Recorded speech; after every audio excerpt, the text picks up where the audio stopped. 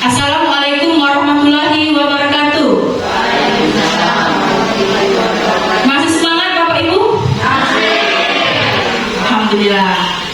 Di sini saya akan berbagi praktik baik mengenai 7 jurus BK hebat. 7 jurus BK hebat yaitu meningkatkan kompetensi guru, termasuk guru BK, guru kelas, guru wari, dan guru mata pelajaran, untuk membina karakter positif dan mengembangkan potensi murid baik di bidang pribadi, sosial, belajar, dan karir. Hal ini dilakukan untuk menciptakan suasana sekolah yang aman, nyaman, menggembirakan, serta mewujudkan pendidikan yang bermutu. Harapan 7 jurus BK hebat yaitu guru dapat membimbing siswa secara menyeluruh, tidak hanya saat sedang siswa bermasalah saja, tetapi juga saat siswa berkembang. Tujuannya untuk membentuk generasi yang unggul secara sistematis, kuat dalam karakter, dan sehat secara mental dan emosional, serta dapat menciptakan lingkungan sosial sekolah yang aman dan menyenangkan. Oke, sebelum kita lanjut ke materi lanjut, kita akan menyanyikan 7 jurus BK hebat. Diharapkan Bapak Ibu guru untuk berdiri.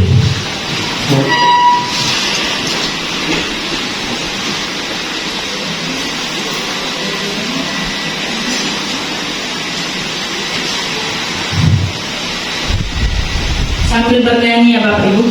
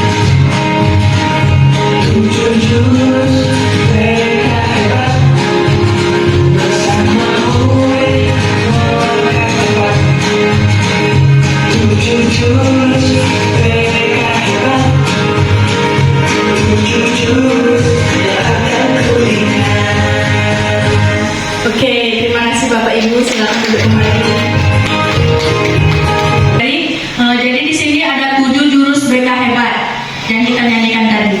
Yang pertama yaitu kenali potensi, dan yang kedua yaitu kelola emosi. Yang ketiga tumbuhkan resiliensi. Yang keempat jaga konsistensi. Yang kelima jalin koneksi. Yang keenam bangun kolaborasi. Dan yang terakhir menata situasi. Di sini saya akan mengambil 2 jurus. Yang pertama yaitu jurus 1, kenali potensi. Guru dibekali kemampuan untuk membantu murid mengenali minat dan bakat diri secara sistematis. Nah, di sini Bapak Ibu diharapkan untuk buka Google, siapkan handphonenya.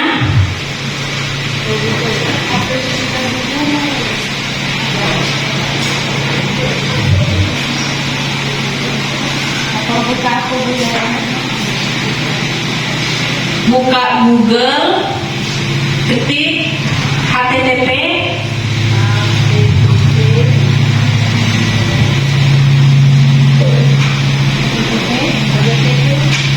Aku Pintar. Buka halaman pencarian di Google, lalu klik http Aku Pintar.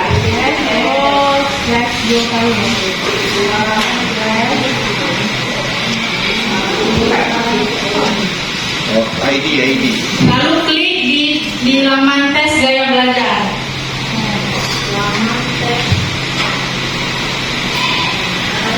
Oke. Tes gaya belajar. Tes gaya belajar. Mana di mana? Gaya belajar. Daftar. Ini. Ini Bu Bella. Yang Bu Bella. Ya, gaya belajar. Yang ini Bu ya. Ikuti tes sekarang. Oh, seperti ini nah nanti Bapak Ibu tampilannya. Yuk coba tes gaya belajar minat pintar. Ya, nanti dulu Bapak Ibu diikuti. Begini Bu Bella. Ya, oke boleh ngikutin. Langsung Bapak masuk pintar.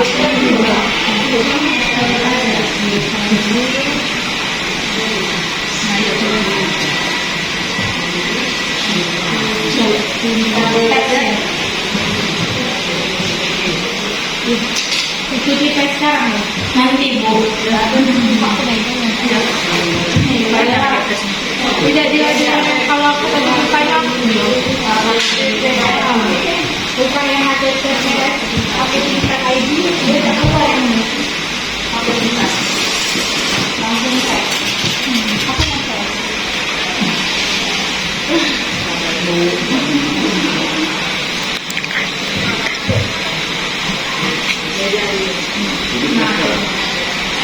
sudah Bapak Ibu?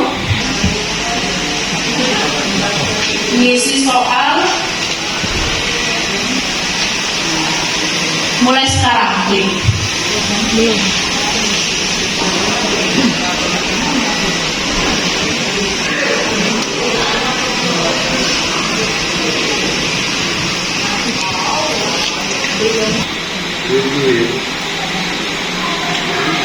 Bermain musik, Masya Allah, sudah ikut bermain musik ya.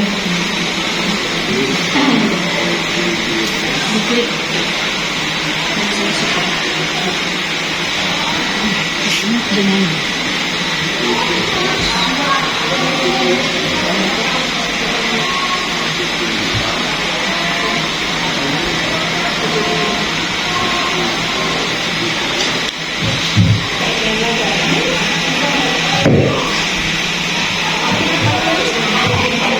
sudah Bapak Ibu? kamu depan dari Iya, tampilan sama kan tadi.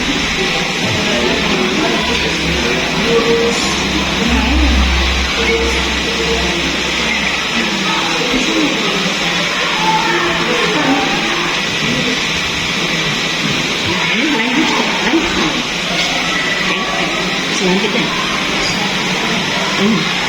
Ini. Ya lanjut. Lanjut.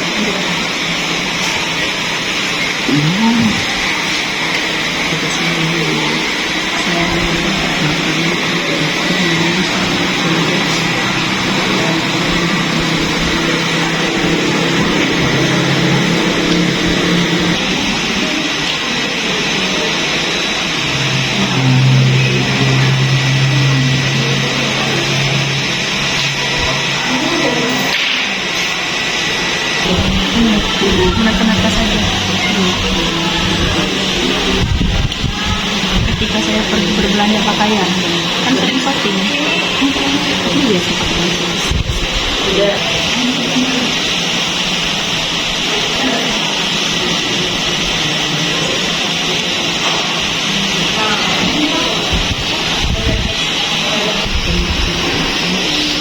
Nah, bukan dari HTTPS ini, dari link lain dia. Ini sedikit Apa? cantik. Ini itu Pak berarti cocok kan Bapak guru olahraga kan senang menggunakan gerakan. Yang hasil dari bawah ya? Iya Bu. Nah, visual gitu. Oh, visual berarti sini ya mata. Emang hobi Ya. Ya. Oh, mau tidak? wah visual. Enggak. Ayo dapat api. Oh. 63. Ini 6 sama tiga. Nah, sama. Udah sih? Visual.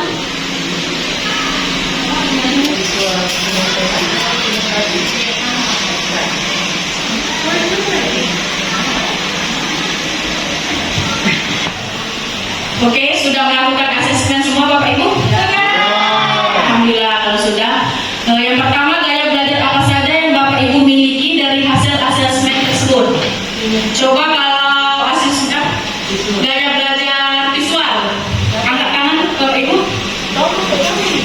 Gaya belajar visual sendiri. Yang visual. 1, 2, 3. Oke. Gaya belajar audio 1, 2. Cuma 2. Yang ketiga gaya belajar kinestetik 1, 2, 3, 4, 5. Oh, berarti banyak gaya belajar kinestetik. Nah, yang kedua sebutkan keunggulan dan kekurangan dari gaya belajar yang Bapak Ibu miliki. Coba 3 sampel saja ya Bapak Ibu. Gaya belajar visual. Ada yang bisa menyampaikan keunggulan dan kelemahan dari gaya belajar visual? Dina. Assalamualaikum warahmatullahi wabarakatuh. Waalaikumsalam warahmatullahi wabarakatuh. Oke, perkenalkan nama saya Dina Mariani, guru mata pelajaran matematika. Jadi untuk gaya belajar hasil asesmen saya tadi adalah visual. Menurut saya keunggulan yang saya miliki dengan gaya belajar visual itu adalah ketika sekali lihat sesuatu hal secara visual itu sangat cepat sekali dalam belajar. Nah, untuk kekurangannya itu semisal visualnya itu atau data secara gambarnya itu tidak ada banyak praktek atau monoton, jadi Lebih bosan. Ya. Susah untuk menyerap ilmunya. Ya. Ya, terima kasih. Ya, terima kasih kepada Bu Dina. Kasih aplaus dulu. Yaitu gaya belajar menggunakan gambar-gambar seperti yang kita praktikkan hari ini, melihat gambar di PPT ya Bu Dina. Ya, jadi yang kedua itu sebutkan keunggulan dan kekurangan dari gaya belajar yang Bapak Ibu miliki. Nah, ini tadi kan Kinestetik. audio. Nah, coba menjelaskan kekurangan dan keunggulan dari gaya belajar audio. Terima kasih untuk waktu yang diberikan. Gaya belajar audio itu adalah gaya belajar dengan menggunakan pendengaran. Jadi anak untuk keunggulannya, karena saya mengalami sendiri, keunggulan gaya belajar audio itu lebih setia ingatannya. Artinya dengan melalui pendengaran dia akan mempunyai penalaran yang lebih bagus. Jadi ketika dia mendengar, pikiran dia, otak dia bekerja terus. Dan itu kalau memang dia mempunyai gaya belajar yang audio benar ya. Artinya konsentrasi itu terus berjalan, apapun gangguannya. Fokus. Dia lebih fokus kalau dia mempunyai kelebihan dalam audio. Kemudian yang kedua, ingatannya lebih setia, keunggulannya. Artinya dia lebih ingat dengan menggunakan gaya belajar audio. Itu pengalaman yang saya dapatkan ya. Karena itu di anak saya sendiri nomor 1. Kemudian yang kekurangannya ya apa ya, kalau saya lihat mungkin bagi mereka yang tidak biasa dengan kebisingan, karena audio itu kemudian ada suara dari luar, mungkin akan terpecah konsentrasinya. Tetapi kalau yang sudah terbiasa dengan mendengar, saya rasa kekurangannya dia bisa menghandle-nya ya, bisa memisahkannya saja. Jadi bagi mereka yang nggak bisa dengan suara yang apa ya, bercampur suara, itu mungkin agak susah untuk konsentrasinya dengan audio. Jadi membutuhkan mungkin ruangan khusus. Tetapi kalau memang itu dia mempunyai gaya belajar yang seperti itu, dimanapun situasinya dia bisa menghandle-nya. Terima kasih. Ya, terima kasih. Jadi gaya belajar audio itu dia hening, namanya? Enggak semua. Ya. Terima kasih, kasih aplaus untuk mana? Dan yang terakhir yaitu gaya belajar kinestetik. 3. Assalamualaikum warahmatullahi wabarakatuh. Dari hasil tes yang dilakukan, saya mendapatkan nilai 53% untuk kinestetik. Di sini saya lebih suka melakukan sesuatu secara langsung atau praktek. Jadi misalnya menonton suatu jenis masakan, maka yang ada di otak saya itu akan ingin langsung mempraktekkan jenis masakan tersebut. Saya lihat, kemudian langsung saya cari bahannya, kemudian langsung saya praktek, kemudian saya cicipi. Jadi saya tidak bisa yang namanya menghafal melalui tulisan atau melalui gambar-gambar. Ketika saya harus menghafal sesuatu, maka saya harus menulis ulang atau menulis ulang kembali apa yang sudah saya baca.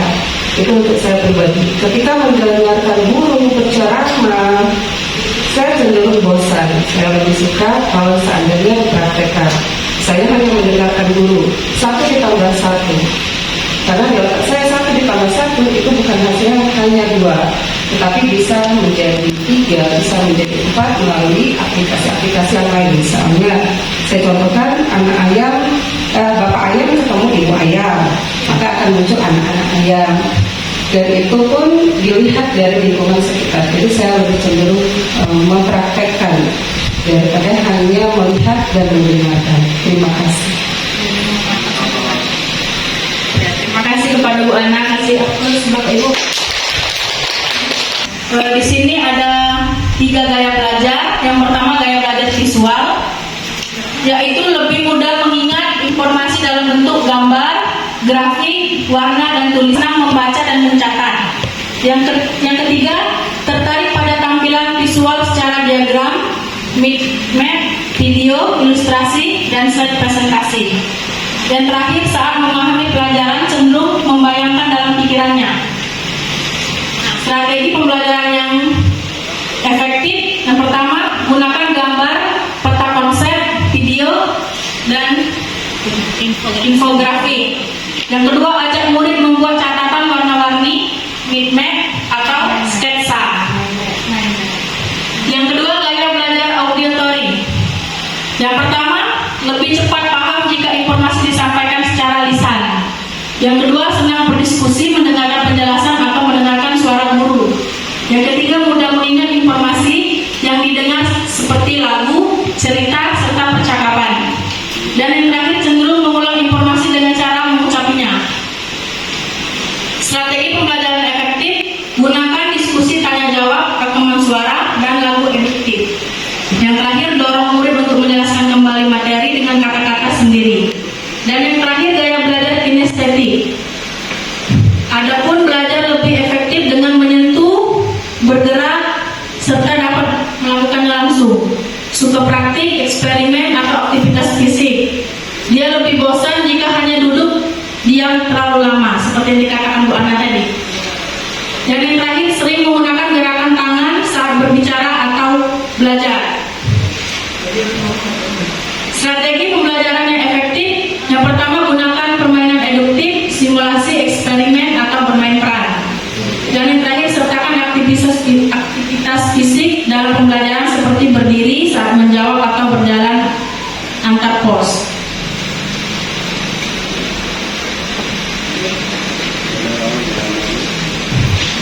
Nah, di sini praktik bimbingan mengenali potensi diri, ada 5 jari.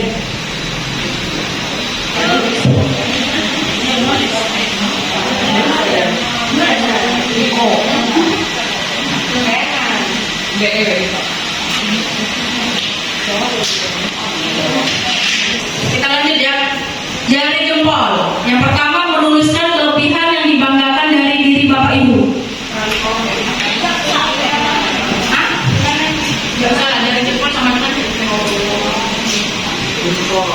Jari jempol menuliskan kelebihan yang dibanggakan dari diri Bapak Ibu.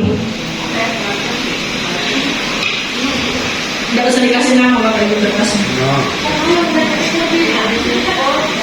Coba berikan badan dulu deh.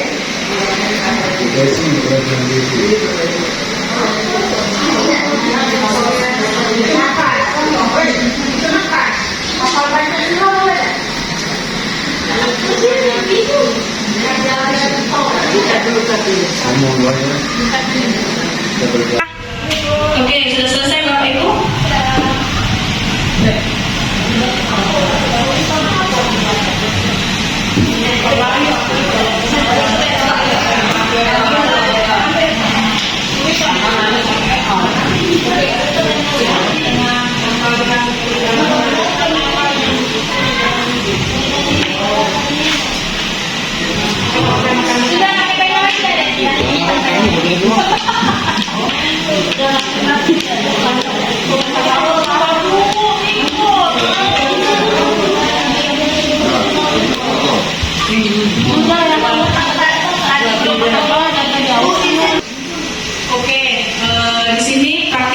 mengenali potensi diri ada jari jempol, telunjuk, jari tengah, jari manis, dan kelingking. Di sini saya mengambil satu sampel saja. Jari jempol menuliskan kelebihan yang dibanggakan dari diri Bapak Ibu. Di sini dia menulis negosiator, jari jempol. Jari telunjuk menulis tujuan yang ingin dicapai, naik pangkat 4C. Jari tengah menuliskan kekurangan dan kelemahan yang ingin dihilangkan, mudah capek. Jari manis menggunakan hal apa yang paling disyukuri dalam hidup, bersyukur atas kesehatan. Dan yang terakhir jari kelingking, menulis kebiasaan kecil positif yang sering Bapak Ibu lakukan, berkreasi dan bersih-bersih. Oke, terima kasih Bapak Ibu. Ya. Oke, lanjut yang kedua yaitu jurus kedua, kelola emosi, di mana guru dilatih untuk membentuk murid mengenali, memahami, mengelola secara emosi secara sehat yang krusial atau penting untuk perkembangan sosial emosional mereka. Nah, di sini kita akan bermain kertas emosi Bapak Ibu.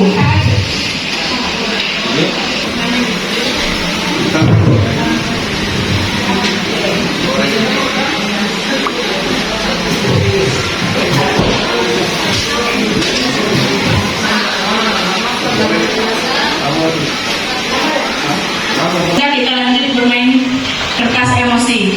Yang pertama, setiap peserta akan menerima satu lembar kertas sebagai simbol emosi. Sudah semua ya? Yang kedua, akan membacakan sebuah cerita. Yang ketiga, peserta diminta untuk merespon cerita tersebut melalui kertas. Jika merasa senang, kertas dapat diusap. Diusap kalau senang. Jika merasa kesal, kertas dapat diremas. Diremas.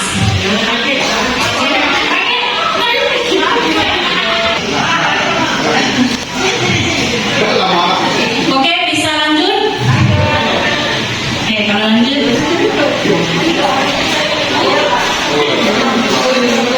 Di sini saya akan membacakan cerita. Harus fokus ya Bapak Ibu. Yang pertama, pagi itu Bapak Ibu guru berangkat ke sekolah mengendarai sepeda motor. Bahan ajar yang sudah disiapkan rapi digantungkan di motor. Namun beberapa meter sebelum sampai ke sekolah, motor mendadak mogok karena kehabisan bensin. Dengan susah payah, Bapak Ibu guru mendorong motor hingga sampai ke sekolah.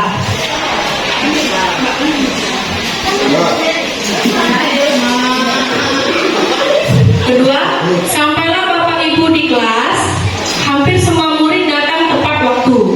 Namun, belum sempat suasana stabil, Andi masuk terlambat.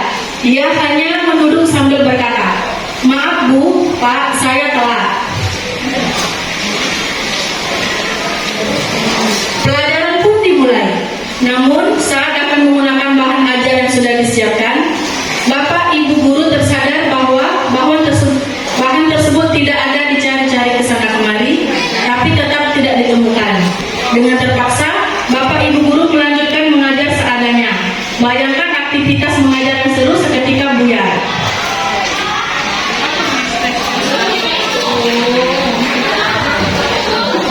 Yang keempat, di tengah pelajaran, saat Bapak Ibu mengajar, Andi terlihat tidak memberikan perhatian. Dia menunduk di bangkunya. Saat didekati, ternyata Andi sedang terlelap ketiduran. Tak lama kemudian, ada seseorang Bapak mengetuk pintu kelas. Bapak Ibu membuka pintu dan menghampirinya. Bapak itu pun berkata, "Maaf, saya pamannya Andi. Sebetulnya Andi sudah 3 hari di rumah sakit karena menunggu ayahnya yang sedang sakit. Meski kurang tidur, tapi Andi maksa selalu ingin sekolah karena tidak mau ketinggalan pelajaran.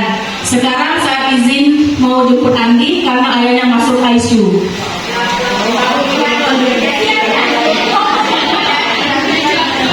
Paman Andi juga mengeluarkan sebuah bungkusan dari tasnya. "Oh iya, Pak Guru, tadi di jalan saya menemukan bungkusan ini. Saya tadi cek isinya buku dan nama sekolah ini. Jadi saya bawa. Siapa tahu Ibu Guru bisa mengembalikan kepada pemiliknya." Bu Guru melihatnya dan ternyata itu adalah bahan ajarnya yang tadi dia cari-cari. Andi dan pamannya pun berpamitan.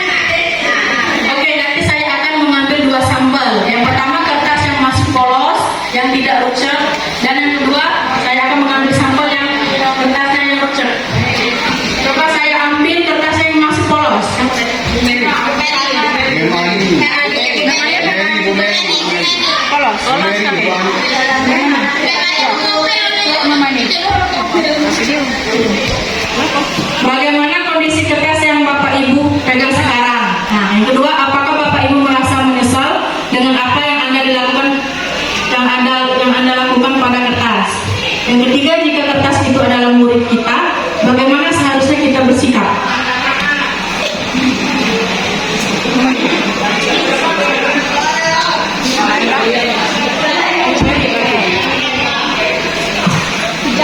Ya. Assalamualaikum warahmatullahi wabarakatuh. Baiklah, saya akan mencoba menjawab pertanyaan tadi. Bagaimana kondisi kertas yang Bapak ini pegang sekarang? Jadi kondisi kertas saya ini posisinya kosong dan juga polos, tidak ada titik sama sekali. Kemudian, apakah Bapak Ibu merasa menyesal dengan apa yang sudah dilakukan pada kertas? Tidak menyesal sama sekali. Yang ketiga, jika kertas itu adalah murid kita, bagaimana seharusnya kita bersikap?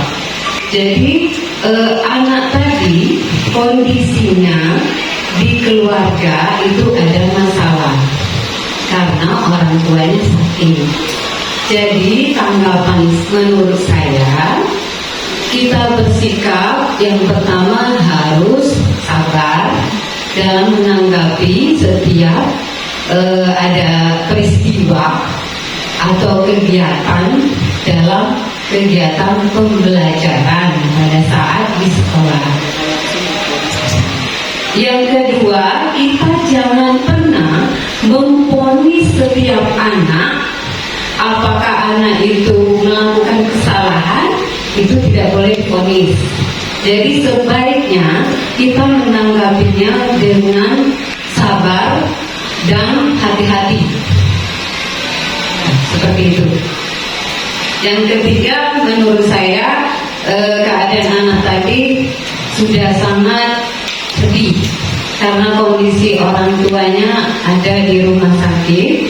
Jadi kita sebagai guru atau pendidik seharusnya memberikan support atau semangat kepada anak tadi.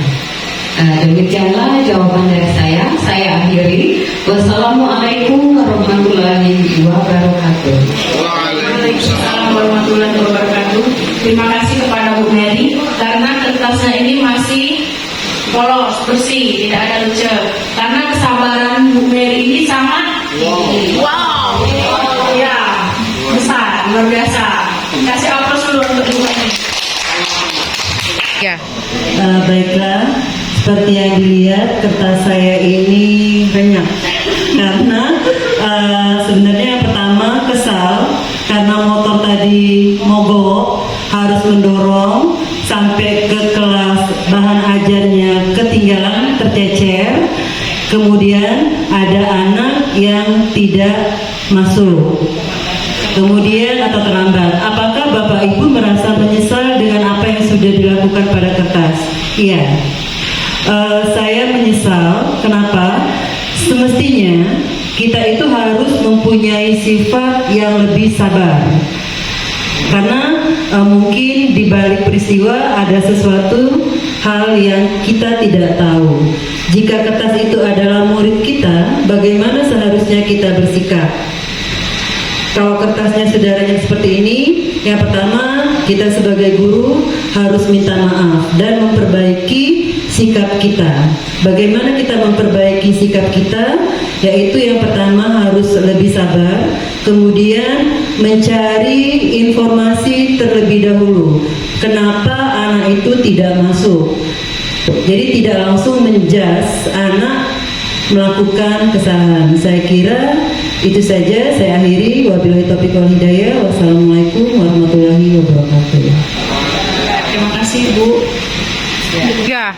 Oke, jadi dari dua pendapat tadi seharusnya kita guru untuk menstabilkan emosi agar tidak kebablasan. Oke, lanjut, emosi stabil. Nah, belajar maksimal. Bayangkan mencoba belajar saat pikiran kacau karena marah, cemas atau sedih, pasti tidak fokus ya Bapak Ibu, mustahil itu terjadi. Emosi yang tidak terkelola adalah rem bagi potensi murid. Tugas kita membantu mereka melepas rem itu dan menemukan kendalinya. Nah, adapun kedua, empati, mindfulness, compassion, critical, dan inquiry. Ada yang pertama, empati, merupakan sebuah kemampuan yang dimiliki dalam memahami murid dan perhatian terhadap emosi yang dimiliki oleh murid yang ditunjukkan melalui perilaku mereka. Yang kedua, mindfulness, merupakan kemampuan individu untuk sadar akan pengalaman yang dimiliki sehingga mau menerima situasi apapun tanpa menghakimi diri sendiri. Yang ketiga, compassion, seseorang dapat membatasi perasaannya terhadap orang lain sehingga dapat mengurangi personal distress akibat respon yang berlebihan terhadap perasaan orang lain. Yang keempat, critical inquiry, yaitu bagian dari EMC 2 yang berfokus pada kemampuan untuk bertanya secara mendalam, mengevaluasi informasi secara objektif, dan mencari pemahaman yang lebih komprehensif. Yang kedua, self-awareness atau menyadari diri. Kadang kita merasa perasaan tidak enak tanpa tahu sebabnya. Kita juga tidak memahami apa sebetulnya yang sedang kita rasakan, sebab kita tidak memahami peta emosi kita. Dengan memahami peta emosi, kita setidaknya bisa mengamati perasaan kita bergerak dari suatu bagian emosi ke bagian lain. Mengamati emosi adalah langkah awal dari mengendalikan tindakan tanpa mengamatinya. Kita akan sulit mengendalikan emosi yang bergejolak. Yang ketiga, self-regulation atau mengelola diri. Untuk dapat mengendalikan otak kita harus menamai dan mengenalinya dengan baik. Saat kita menamai dan mengenali, maka otak neokortex kita yang bekerja, bagian otak ini bekerja secara logis dan penuh pertimbangan. Sebaiknya saat kita kehilangan kendali, maka bagian otak reptil atau reptilian brain akan mengalami alih.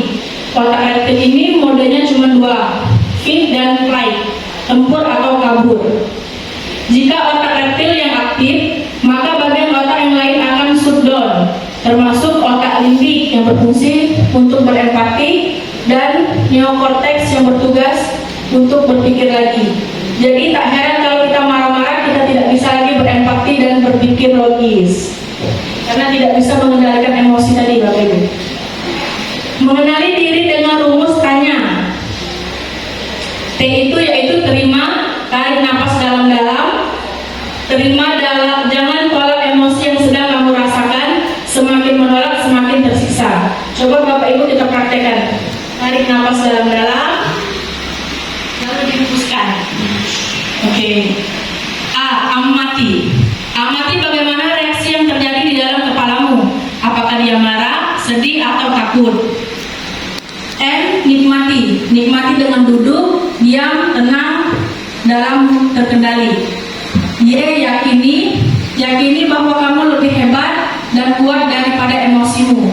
Yakini kamu yang pegang kendali. Dan yang terakhir, A. Aksi. Setelah semua terkendali, lakukan tindakan atau respon positif.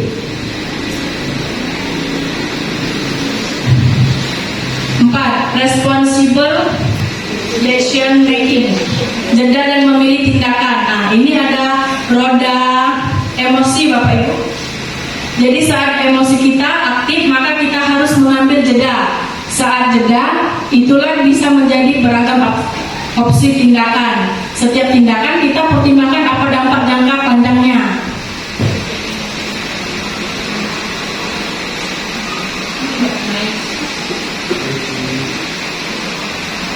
Oke, emosi adalah bagian penting dari manusia. Mengelola emosi, yaitu mengenali diri sendiri lebih dalam, dibutuhkan latihan dan kesadaran setiap harinya. Kendalikan emosi sebelum emosi mengendalikanmu. Oke, mungkin itu saja Bapak Ibu yang dapat saya sampaikan. Kalau ada kata salah, saya mohon maaf. Kepada Allah saya mohon ampun. Untuk mengakhiri, saya ada kata-kata, yaitu teruslah menginspirasi, teruslah mengajar, dan teruslah menciptakan generasi yang hebat. Oke, saya tutup dengan wabillahi taufiq wal hidayah. Wassalamualaikum warahmatullahi wabarakatuh. Sangat bagus. 7 jurus BK hebat, yang dimana tadi ada asesmen gaya belajar, itu bisa kita gunakan di siswa juga. Jadi kita juga bisa tahu bagaimana gaya belajar dari siswa. Kemudian juga cara mengelola emosi. Sangat bagus ya, terima kasih kepada Ibu Bella. Untuk Bapak Ibu silakan jika ada pertanyaan yang mau ditanyakan kepada Ibu Bella, kami beri kesempatan. Silakan Bapak Ibu yang ingin bertanya 1 atau 2 pertanyaan atau lebih, boleh. Oke, silakan kepada Bu Ana. Baiklah, Assalamualaikum warahmatullahi wabarakatuh. Kalau berdasarkan cerita tadi, anak itu mendapatkan satu masalah, yaitu orang tuanya sakit. Artinya kita harus melihat dulu permasalahannya. Nah, bagaimana Ibu Bella dengan kasus nih, kalau seandainya ada anak kita yang melakukan kesalahan yang sama secara terus-menerus, yang berulang-ulang, apa yang harus kita lakukan pada saat untuk mengatasi permasalahan anak tersebut? Terima kasih Ibu Bella. Terima kasih kepada Ibu Ana pertanyaannya. Ada lagi yang mau bertanya? Terima kasih kepada Ibu Ana atas pertanyaannya. Ada lagi pertanyaan Bapak Ibu? Tidak ada. Kalau tidak ada, Ibu Bella sudah siap? Ibu Bella, ya. Halo. Oke, ya. Oke. Langsung saja Ibu Ana akan dijawab oleh Ibu Bella. Silakan Ibu Bella, kami persilakan. Oke, terima kasih kepada Bu Ana atas pertanyaannya. Jadi saya sebagai guru BK, saya memanggil anaknya dulu ke BK untuk menanyai secara mendalam, secara menggunakan dengan teknik konseling individu tentang permasalahan yang sering terjadi di kelas, ya kan, sering terlambat. Jadi saya akan menggali masalahnya secara mendalam, lalu kalau anak tersebut tidak berubah, saya melakukan kunjungan rumah, melakukan home visit agar lebih mengetahui secara mendalam lagi mengenai anak tersebut yang saya akan tanyakan kepada orang tuanya tersebut. Oke, mungkin itu saja Bu Ana. Oke, Ibu Bella. Bagaimana Ibu Ana tadi dengan diberi konseling mendalam, dan kalau tidak ada hasil bisa kita ke rumahnya, ya, biar mendapatkan hasil yang pasti. Oke, baiklah Bapak Ibu, demikianlah presentasi dari Ibu Bella. Saya sebagai moderator dan juga Ibu Bella dan kepala sekolah, jika ada salah saya mohon maaf, dan kepada Allah saya mohon ampun. Saya akhiri, wabillahi taufiq wal hidayah. Wassalamualaikum warahmatullahi wabarakatuh.